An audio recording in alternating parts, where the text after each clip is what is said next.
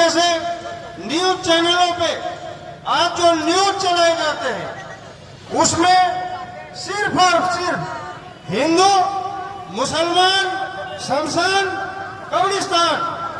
आप कभी भी न्यूज चैनल देखना, कोई भी अखबार उठा करके देखना, कभी भी आपके बच्चों के मुस्तकबिल की बात नहीं होगी, आपके सुरक्षा की बात नहीं होगी, आपके रोजी रोजगार की बात नहीं होगी। ये हालात है देश के, और ये हालात किस लिए है?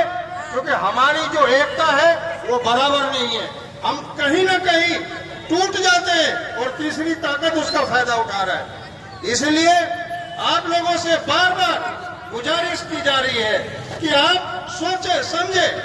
देखिए, सर्वे में, पूरे हिंदुस्तान के सर्वे में ये बताया गया है कि जो औरंगाबाद, जो महाराष्ट्र, अभी जिस तरीके से हमारे डॉक्टर साहब ने कहा कि हम उलमाए किराम और सज्जाद नोमानी के जूतों के पास बैठते हैं, उन्होंने भी कुछ सबक लेना चाहिए।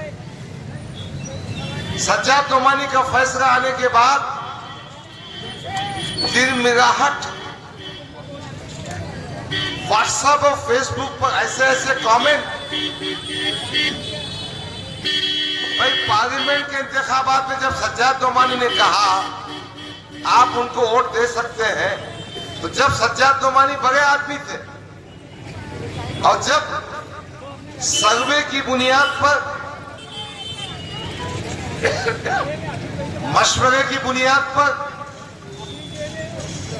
साथियों के मशवरे पर फैसला किया, चूंकि फैसला आपके खिलाफ गया है, आपको पसंद नहीं आया। मैं इस मंच से कहना चाहता हूं, आप इख्तिलाफ कर सकते हैं, मगर न मैं, न आप, या मिल्लत के गरीब नौजवान उनको माफ करेंगे जो हमारे उलमा की बेइज्जती करें। इख्तिलाफ हो भी सकता है, आप दूसरा फैसला ले भी सकते हैं, मगर उलमाए किराम की एहतराम और शान में हम गुस्ताखी बर्दाश्त नहीं करेंगे। और हमारे खिलाफ जो प्रोपेगेंडा करने वाले हैं वो उलमाए किराम की शान में गुस्ताखी कर रहे हैं। मैं इस मंच से गुजारिश करता हूं कि इन सियासी नेताओं को जो उलमाए किराम की शान में गुस्ताखी कर रहे हैं, उनको उनकी औकात बताओ, उनको उनकी हैसियत बताओ, उनको बताओ कि हमारे आगे में दीन, हमारे नबी के वारिस होते हैं।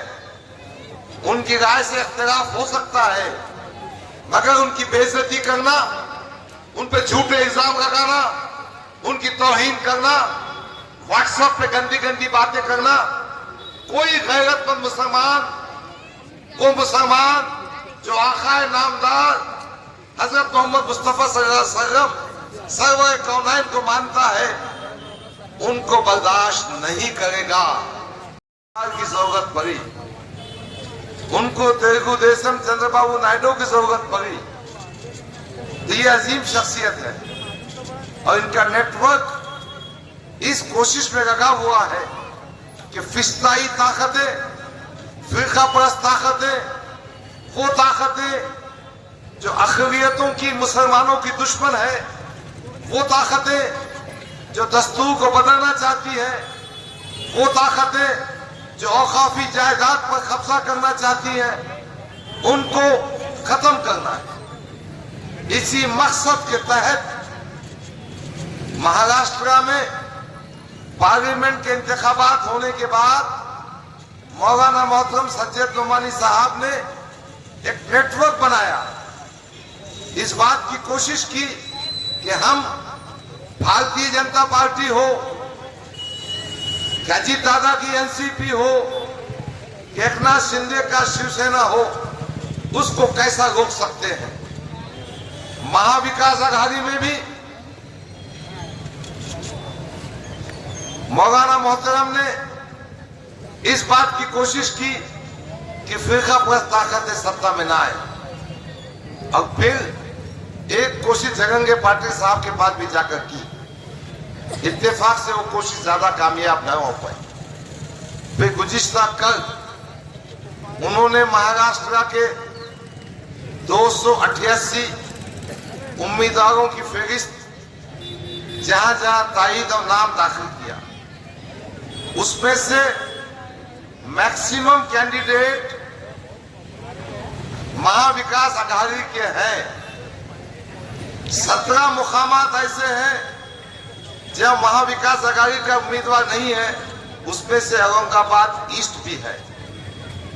औरंगाबाद ईस्ट में उन्होंने समाजवादी पार्टी के उम्मीदवार मुझे तायीद की है।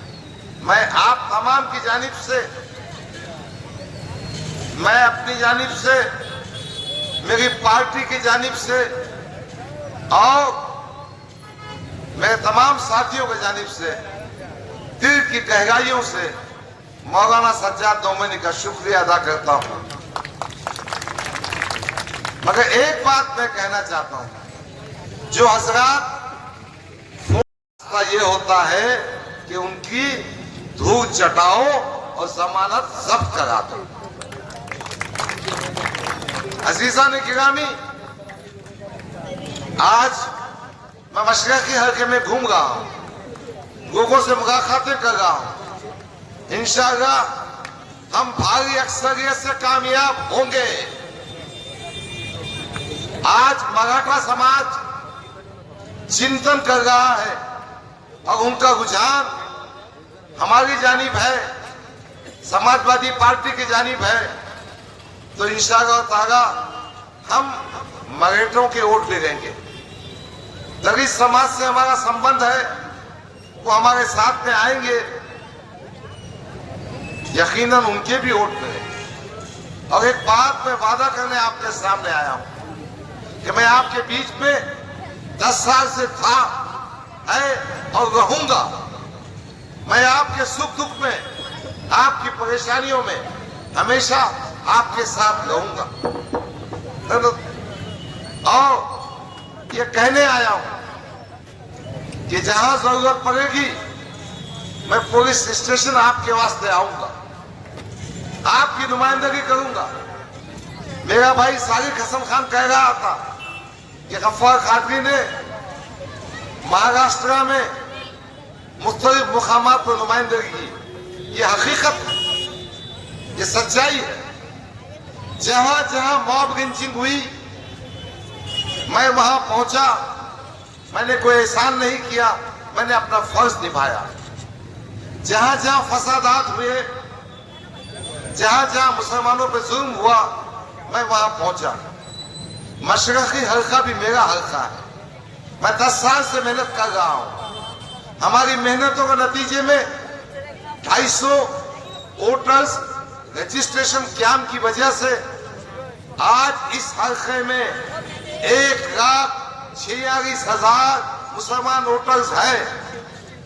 10 साल हमने मेहनत करना, हमने बीज बोना, हमने फसल उगाना और फल खाने तुम वहां से यहां कूद जाएंगे, ये हम बर्दाश्त नहीं करेंगे। और यही एहसास हर आदमी के दिल में, यही गुस्सा हर वोटर के दिल में है कि भाई आप जाना था सेंटर में, और अगर मुझे टिकट नहीं देना था तो मुझसे कह दिए होते। बहरहाल बातें बहुत गंभीर है, स्टोरी आपको मालूम है। मैं एक बात कहने का चाहता हूं कि आप समाजवादी की जो निशानी